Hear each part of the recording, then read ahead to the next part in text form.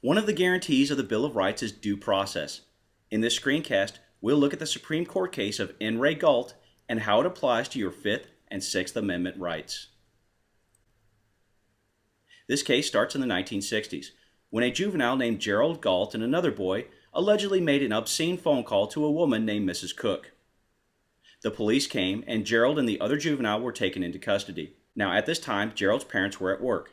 No notice of the police action was left at his house, and there were no attempts made by the police to contact the parents.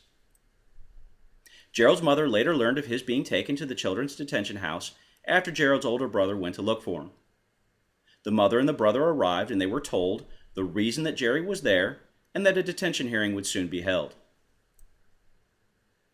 A petition was later filed in the case which alleged Gerald was a delinquent minor.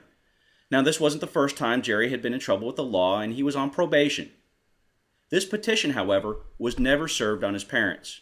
They first saw it 2 months later. Eventually, a hearing was held in juvenile judges' chambers with Gerald, his mother, his brother, and probation officers present. No record of the hearing was ever made.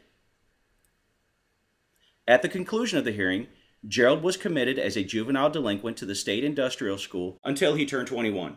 He was 15 at the time, so this ended up being a period of 6 years. The appeal of the case to the Arizona Supreme Court focused on the denial of several due process rights, including the right to notice, the right to confront witnesses, the right to counsel, and the protection against self-incrimination. The Arizona Supreme Court held that Jerry's due process rights had not been violated. First of all, as to notice, they said the parents were at the hearing, so they obviously heard about it in advance, and far advance notice was not necessary because he was a juvenile. Next, as to the right to confront witnesses, Mrs. Cook was not at the hearing, but the Arizona Supreme Court said her sworn statement was enough. Next, the right to counsel. They said this was at the juvenile judge's discretion, and since Mrs. Gault didn't bring a lawyer, this constituted a waiver.